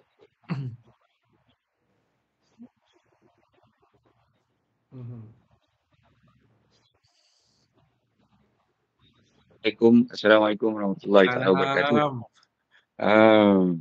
Terima kasih dan tahniah diucapkan kepada Dr. Hisham atas taklimat telah disampaikan. Pertama sekali saya ucapkan tahniah lah pasal bila saya tengok konsep tamu tu sangat menarik, yang mana di dalam tamu itu merangkumi semua kursus-kursus yang dianjurkan oleh IKP. Jadi kita nampaklah taksonomi pembinaan karakter mahasiswa tu nampak jelas. Cuma beberapa pandangan saya lah. Yang pertamanya saya nak tanya, kenapa pelaporan untuk program-program lain itu tidak dimasukkan ke dalam MyHCP? Saya rasa mungkin dalam tempoh jangka masa panjang, semua latihan yang dibuat di IKP itu mesti dimasukkan juga ke dalam sistem MyHCP supaya kita mudah untuk select and pull talent yang kita dah bentuk di dalam kursus-kursus. Contohnya kursus dinamik, pewaris bangsa, dan saya rasa perlu juga masuk dalam tu supaya dia boleh melengkapkan terus e-profiling yang di bawah IKP tadi. Pasal kalau kita tengok, saya tak tahu sama ada e-profiling tu akan masukkan nama-nama pelajar-pelajar yang pergi ke ICON, kerjaya yang masih tidak ada ketetapan lagi tu, dan juga pewaris bangsa tu. Tetapi kalau boleh semua kursus di bawah tamu itu dimasukkan di dalam ICP, saya rasa dia lebih menarik lah. Pasal kita akan nampak nanti tamu punya taksonomi latihan tu akan nampak lebih jelas, dan dia punya jumlah dia yang mengucup daripada ramai ke sedikit ataupun yang diambil daripada tamu tu masuk untuk menjadi cream of the crop student leader UiTM tu. Ya, yang itu yang pertama. Yang keduanya, Cik Isyam, yang 60 nisbah 1 tu, boleh tak kita review balik? Pasal saya tengok kalau di Kelantan 60 nisbah 1 ni tak ada kelas boleh masuk. Pasal yang kita punya kelas yang kita punya kelas kelas yang integriti SPRM tu pun saya tengok jadi susah. Pasal kita punya kelas biasa 40. Lepas tu budak angkut kerusi daripada kelas lain masuk kelas sana. Lepas tu dia keluar, dia pun tak masukkan balik. Habis kerusi satu level tu jadi huru-hara. Jadi saya rasa lah kalau kita boleh ikut kapasiti kelas yang dia ada tu lebih menarik lah, walaupun saya tahu kewangan merupakan constraint utama. Yang ketiganya, saya rasa kita punya IKP ni satu kursus-kursus yang sangat penting yang UiTM tidak boleh menafikan kepentingan dia. Seperti semester-semester lepas pun bila kita bermesyuarat, kita nampak macam Shah Alam akan tanggung kos latihan ni. Tapi bila sampai ke awal tahun, Shah Alam tak tanggung juga. Jadi mungkin apakah strategi IKP sebenarnya untuk mendapatkan dana yang sebenar ataupun jumlah yang sebenar untuk kalau tidak melibatkan program lain, mungkin yang untuk TOT dan utama saja yang Shah Alam sponsor pun okey. Pasal yang lain tu pasal kita biasa je guna TKP daripada cawangan. Itu saja Cik Syam. Terima kasih. Ya, Assalamualaikum. Okey Cik Farouk, terima kasih. Ya, soalan-soalan yang memang betul. Kata apa isu-isu yang kita bincangkan. Okey, yang pertama sekali saya nak jawab tentang program yang kenapa tak dimasukkan ke dalam MyShipi. Macam kita sedia maklum sistem MyShipi ni pun sistem baru, dan modul-modul yang telah pelajar duduki, modul kepimpinan dinamik, everything semua, kalau kita dengar taklimat Cik Hairul tadi, sebenarnya pelajar dia boleh isi sendiri pada e-profiling kehadiran dia pada modul-modul yang terlibat. Okey, tapi saya faham Cik Farouk kata tadi mungkin kita di pihak HCP ni kita buat macam utama tu dia ada satu rumah yang di bawah modul kepimpinan supaya yang mana yang hadir, so automatik benda tu dah diisi kepada pelajar. So yang itu mungkin fasa berikutnya yang kita akan bincang dengan Jabatan Digital lah, sebab macam dikatakan oleh Dr. Hairi tadi, yang fasa ketiga dia lebih fokus kepada yang e-merit sistem college tadi itu untuk dia integrasikan dengan fasa e-profiling yang seperti yang telah dibentangkan oleh Cik Hairul tadi. Tapi kita ambil maklum benda tu, sebab sekarang ni kalau kita tengok ketetapan, pelajar akan isi sendiri, melainkan utama sahaja yang mana kita mohon satu dashboard ataupun rumah khas dalam tu untuk segala data berpusatkan diintegrasikan ke situ. Okey, dan modul-modul kepimpinan lain tu pelajar akan isi sendiri berdasarkan pelibatan dia, kehadiran dia di bawah section hadir khusus yang telah seperti yang telah diterangkan oleh Cik Hairul tadi. Okey, itu yang pertama lah. Lepas tu yang kedua berkenaan dengan nisbah. Okey, kalau kita dia sebenarnya betul, saya memang sangat setuju daripada awal lagi saya kata idealnya adalah 1:30 classroom setting seperti mana modul KI dulu, sebab kita melalui KI kita tengok dari segi pelaksanaan tu macam mana semua kan. Tapi isu utama kita untuk modul utama ni adalah bajet, itu saja. Dan saya rasa benda ni pun dah dibincangkan bersama dengan TNC dan sebagainya. Kalau dulu kita ada tabung KI kita, dan sebab itulah lebih mudah mudah untuk kita nak buat apa-apa pun, dan daripada yuran pelajar tu kita dah allocate RM12 tu masuk ke tabung KI. Tapi sekarang memang tabung KI tu pun dah tak ada, semua tabung dah disatukan. Tapi macam saya katakanlah, kami di pihak IKP ni, macam saya mohon bajet tambahan, benda tu dibawa, Cik Khalid pengaras ni dibawa untuk mohon bajet dan sebagainya. Dan sebab itulah untuk kali ini kita berjaya mengurangkan nisbah daripada 120 pelajar kepada satu fesi yang kita rasa sangat tak praktikal sebelum ni. Kita kurangkan 50% jadi 60 kepada satu. Tapi kalau itu pun kalau kita tengok macam tadi kan Sarawak kata ada kekangan dari segi bajet bila mana dah turun ke 60, ya dia akan melibatkan implikasi tambahan kepada satu lagi fesi. Dan kalau kita kurangkan kepada 30, dia akan jadi implikasi lagi bajet tambahan. Dan untuk peruntukan utama bagi tahun 2026 seperti mana TD dan juga TIRET dah bawa usul dan juga isu ni dalam mesyuarat sebelum ni di Pahang. So memang kita dah ambil maklum dan kita pun dah bincang bersama dengan TNC, dan TNC mohon untuk kita masukkan allocation bajet tu bagi belanjawan HCP khusus untuk modul utama pada tahun 2026 yang juga merangkumi bajet bagi cawangan.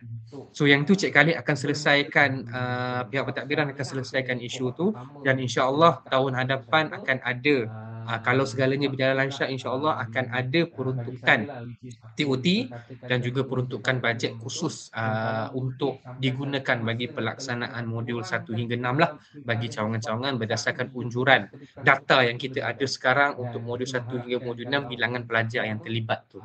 So itu tambah baik yang kita dah buat lah untuk bermula tahun 2026, sebab sekarang ni kan masih lagi kohort pertama untuk kita lengkap satu cycle. Sebab itulah bagi saya lah, which is apa yang diperkatakan tadi oleh Cik Farouk tu memang betul, dan kalau boleh sampai satu masa nanti kalau kita dapat kurangkan kepada nisbah 1:30 seperti kelas optik, itu lebih baik. Dan kita mengharapkan kalau keuangan UiTM itu bagus dan juga mungkin orang kata cadangan ataupun persetujuan itu dicapai di peringkat mesyuarat bersama dengan TNC dan keputusan itu telah dicapai, dan di pihak kita kalau kita boleh mohon bajet tu, so kita cubalah, sebab implikasi sebenarnya kalau kita menggunakan nisbah asal, kita memerlukan kalau saya tak silap 6.5 juta untuk pelaksanaan keseluruhan modul utama tu bagi satu semester. Okey, so itu yang bila kita mohon kepada jabatan belanjawan tu dimohon kita kurangkan, tapi kita dah kurangkan disebabkan oleh kita dah orang kata dah tak bagi makan minum dan sebagainya. Tapi bajet itulah yang kita telah gunakan, kita tunjuk yang mana dah tak ada lagi makan minum dan kita dapat kurangkan jumlah fesi tersebut. Okey, dan daripada orang kata from time to time kita akan cuba untuk mempermudahkan fakulti dan juga cawangan berdasarkan permasalahan-permasalahan yang kita hadapi, sebab bila kita dah ada benda ni dan kita buat pelaporan dan kita bentangkan supaya ada evidence yang menunjukkan susah sebenarnya bila jumlah nisbah tu besar kan. So saya rasa mungkin itu menjawab lah. Ada apa soalan lagi ke yang saya tertinggal? Dr. Syam, apa nama ni yang ratio 60 satu facilitator tu per keliling baru akan dimuat naik dalam yang kita punya desktop tu? Itu berdasarkan persetujuan di Shah Alam lah sebenarnya, tapi dan bila Shah Alam dah pakai nisbah tu, so di cawangan-cawangan boleh menggunakan apa yang telah dipersetujui di peringkat Shah Alam lah. Dan saya rasa timbalan-timbalan rektor dah maklum benda ni ketika mesyuarat sebelum ni. Saya tak pastilah sebab saya tak terlibat dalam mesyuarat tu, sebab Prof TNC dah agree on that part. Tapi tak apa, saya mohon sebab itulah taklimat pengoperasian ni bila mana kita libatkan timbalan rektor dan juga timbalan dekan HCP, janji orang kata nisbah tu dah maklum. So dalam mesyuarat nanti menggunakan nisbah yang sedia ada, dan saya mohonlah TIRET dan juga TD untuk bantu supaya nisbah tu diguna pakai seperti mana yang Shah Alam pakai bagi 60 pelajar satu fesi. Tak, sebenarnya apa, bukan masalah T-Rex kita ni. T-Rex kita okey je, tapi bila dia pergi kepada benari, dia nak ada petikan mesyuarat ke, berkeliling ke dan sebagainya untuk jadikan punca kuasa. Bila kita nak buat kata orang tu permohonan, terutama sekali di peringkat di peringkat kita di cawangan lah. Jadi mohon jasa baik kalau di pihak sana atau di pihak AKP dapat bantu kita dapat petikan mesyuarat yang kata dipersetujui untuk ratio tu 61 kan.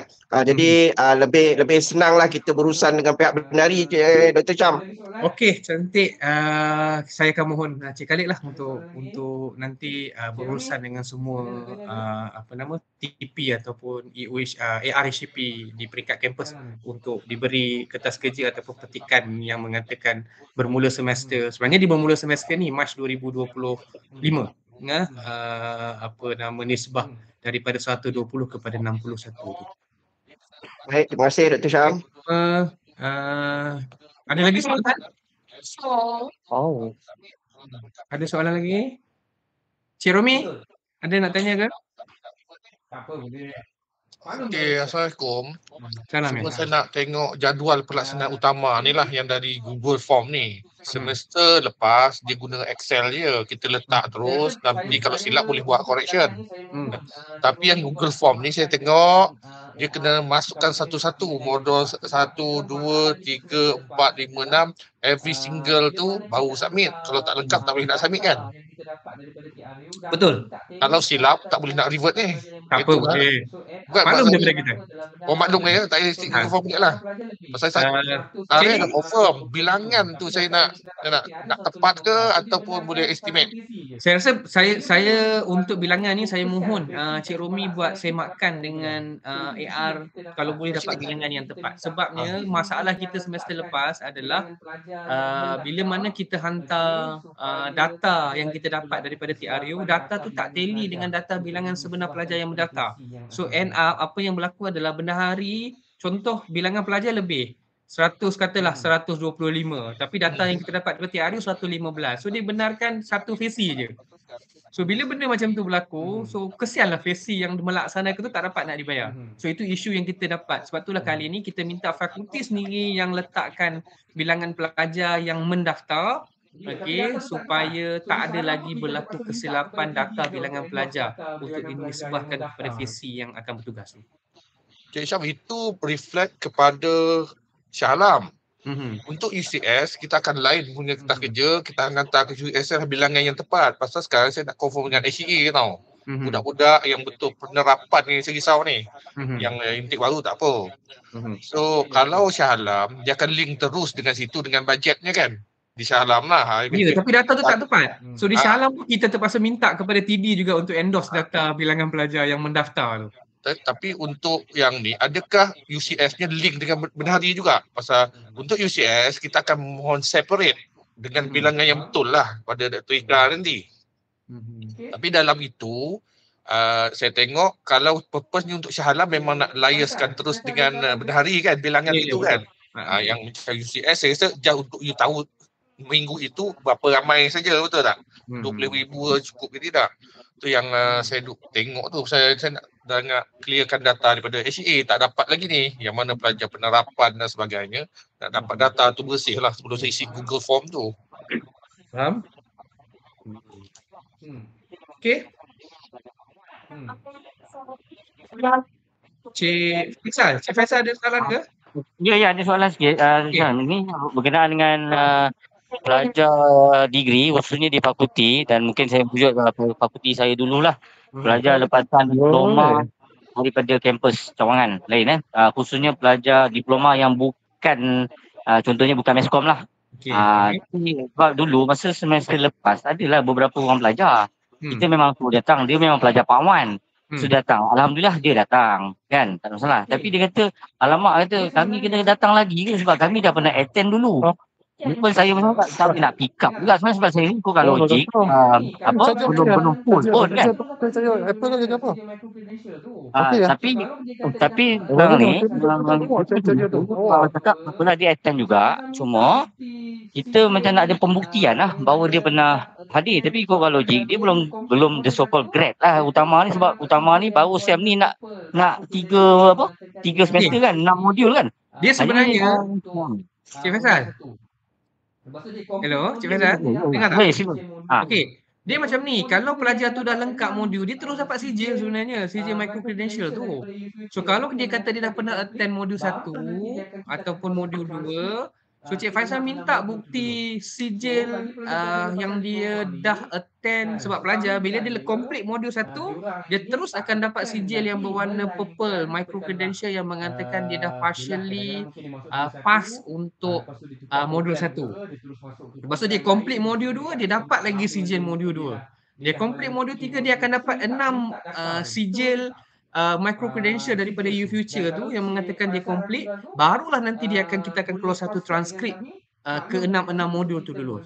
So bagi pelajar-pelajar lepasan diploma ni kan, setahu saya diorang ini tak attend lagi, melainkan katakanlah yalah kadang-kadang mungkin dia masuk semester 1, lepas tu dia tukar program ke, dia terus masuk ke program lain, maksudnya dekat tempat lama dia mungkin dia dah melalui modul tu. So minta data tu betul ke tak sijil tu. Dan kalau Cik Faisal ragu-ragu, boleh cross check dengan kami, maklum pada kami, so kita boleh check terus dengan pihak U-Future adakah sijil tu sijil yang valid ataupun sijil yang dia edit ke apa ke, sebab kita ada case juga pelajar-pelajar yang dia kata dia dah hadir, dia bagi sijil kat kita. Bila kita cross check data di peringkat U-Future, sebenarnya data tu tak wujud, dia memalsukan sijil tu. Okey, tu dia kena 2 tata tertib lah tu. Satu dia ni, lepas tu yang kedua dia memalsukan dokumen lagi. Untuk kes-kes penerapan ni memang kita kena hati-hati sikit, sebab mungkin ada sebahagian, sebab kita ni dah semester ketiga, so mungkin ada sebahagian mereka ni yang telah menduduki modul ni ketika diploma. Tapi kalau nak diikutkan dari segi sepatutnya mereka menduduki ataupun tak, saya rasa semester ni baru kita akan yang dah menduduki. Tapi kalau semester lepas pun dah berlaku, boleh minta bantuan tu untuk tengok sijil tu. Okay, thank you. Faham. Okay, ada soalan lain lagi? Dari segi operasi pelaksanaan?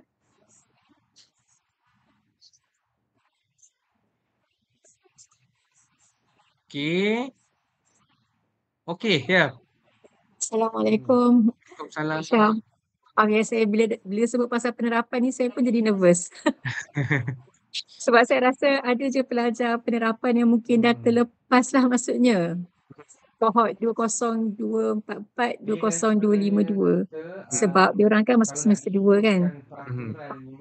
So maksudnya masa semester 2 tu dia tak buat pun penerapan, tak buat pun aspirasi 3 dan 4 sebab masa tu saya faham bahawa mereka tak perlu buat. Tapi bila dengar hari ni macam saya rasa penerangan dia macam mereka perlu buat mengikut semester mereka tu lah, maksudnya kena buat 3 dan 4. So maksudnya saya perlu mengejar mereka dan mencari balik ke? Dia kan sebenarnya doktor, kalau nak diikutkan peraturannya adalah mereka yang wajib, kohort yang wajib menduduki modul ni adalah mereka yang pada semester Oktober 2024 yang lepas mereka berada pada semester 1 sama ada degree ataupun diploma. So penerapan yang terus.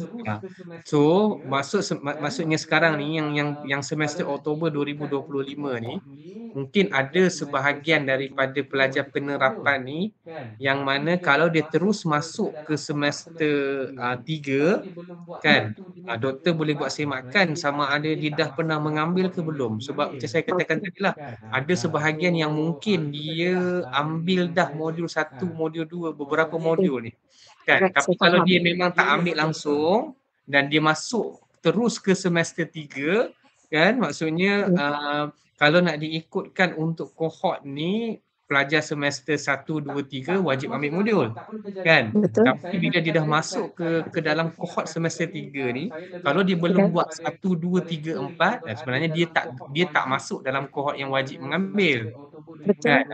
So itu sajalah yang Tak saya jawab. Maksudnya maksudnya tu macam agak vague juga tu kan. ya, Maksudnya saya betul. perlu mengajar mereka untuk pasal ambil semester sama dengan kawan-kawan di semester 3 ke, ataupun mereka sebenarnya tak termasuk dalam kohort yang wajib Tak ambil. masuk dalam kohort, tak perlu kejar ruang. Yang saya perlu katakan kejar tadi, ruang. saya takut saya tersilap kata tadi, saya lebih maksudkan kepada mereka yang berada dalam kohort wajib ketika mana semester Oktober 2024, termasuk penerapan yang masuk, katakanlah dia masuk terus ke semester 1 kan, ataupun katakanlah ada penerapan yang masuk ke semester 3 kan, tapi dia dah pernah mengambil modul ketika diploma, so dia tak perlu ambil lagi. Sebab dia modul ni wajib sekali je. Kalau dia dah ambil diploma, degree tak perlu ambil dah. Saya takut saya tadi, sebab saya maksudkan benda ni, saya takut saya tercakap benda lain. Sebab saya risau yang itulah, sebab saya faham sebab utama ni start 2024. Oktober 2024, betul. Okey, pelajar yang masuk walaupun dia dah ada diploma UiTM, tapi kalau dia masuk semester 1, dia wajib ambil. Betul. Okey. Kalau pada masa kalau pada dia masuk 2024 tapi dia terus masuk ke semester 3, dia tak masuk ke dia dalam tak masuk dalam kohort wajib, betul. Right. Alhamdulillah, lega saya dengar. Terima kasih. So penerapan sebab nanti kalau kita tengok bermula semester akan satu lagi, so pelajar diploma ni ialah dia 3 tahun, so kita akan sampai ke satu cycle yang mana yang diploma yang masuk kepada kita ni adalah mereka yang dah menduduki diploma. So dia tak perlu ambil lagi dah ketika degree. Satu je soalan lagi, saya nak bagi clear lagi untuk saya. Kalau semester ni 20254, okey, pelajar semester 3 perlu ambil modul 5 dan 6. Okey. Katalah pelajar masuk sebagai penerapan semester 3. Dia tak perlu ambil juga sebab dia tak jatuh pada kohort yang 20244 tu. Baik. Betul. Alright, terima kasih. Kalau dia masuk semester 1 yang dia ada chances untuk melengkapkan ke 6 modul, then dia wajib ambil. Alright, saya faham. Terima kasih banyak-banyak, jelas. Okey. Assalamualaikum. Assalamualaikum. Okey, ada soalan lain lagi?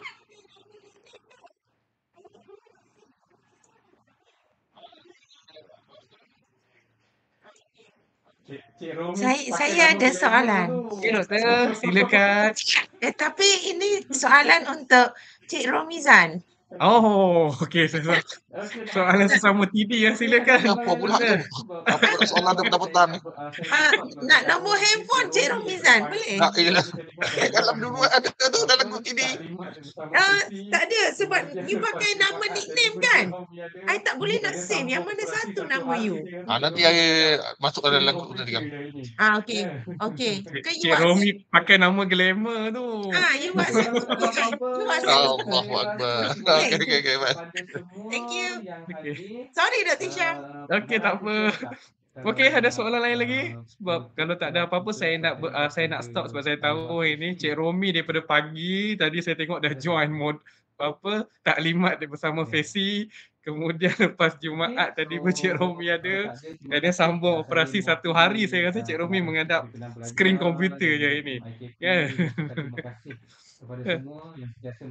Okey, so kalau tak ada apa-apa, saya rasa terima kasih kepada semua yang hadir. Pengarah IKP ada tak? Kalau nak penutup ke apa ke, sebab tadi bos ada Viva PhD. Ada tak? Kita mengharapkan agar pelajar mendapat. Okey, so kalau tak ada, terima kasih. Saya mewakili pengarah Institut Kepimpinan Pelajar dan juga tim IKP mengucapkan terima kasih kepada semua yang sentiasa memberi sokongan. Kita faham ada banyak isu, ada banyak masalah, tapi kita sebagai pelaksana itu adalah perkara yang telah diamanahkan kepada kita. So kita cuba untuk laksanakan sebaiknya, dan saya yakin dan percaya insya-Allah apa yang kita buat ni, niat kita adalah untuk pelajar, dan kita mengharapkan agar pelajar mendapat sesuatu berdasarkan apa yang telah kita laksanakan, dan insya-Allah bila kita mempermudahkan urusan mereka, urusan kita juga akan dipermudahkan pada suatu hari nanti. Terima kasih semua timbalan-timbalan rektor, timbalan-timbalan dekan, timbalan pendaftar, penolong pendaftar HCP yang memastikan pelaksanaan modul aspirasi utama ni berjalan dengan lancar, dan semester ni insya-Allah kita akan melengkapkan ke 6 modul dan kita akan berjumpa nanti insya-Allah pada convention utama untuk kita lihatlah dari segi pelaksanaan yang telah kita laksanakan untuk ke 6 modul ini. Terima kasih sekali lagi. Apa-apa masalah, apa-apa persoalan boleh terus bertanya dengan pihak kami di IKP. Okey, terima kasih. Itu saja daripada saya. Link rakaman kita akan kongsi nanti. So kalau nak dengar semula, lihat semula nanti bolehlah lihat semula. Terima kasih. Itu saja. Assalamualaikum warahmatullahi wabarakatuh. Terima kasih Dr. Hisham dan semua. Terima kasih Dr. Hisham. Terima kasih semua. Selamat berkah minggu. Semua comel Prof Haji. Nak ambil gambar. Jangan lupa isi attendance. Jangan lupa isi attendance. Kali sebenarnya sampai ada je lah. Itulah, Cik Khalid lupa nak remind gambar. Tak apalah. Okay. Saya dah ambil dah. Oh, iya kah? Okey, alhamdulillah. Nanti boleh share. Okay, Assalamualaikum. Bye. Saya nak tutup. Alright. Thank you semua.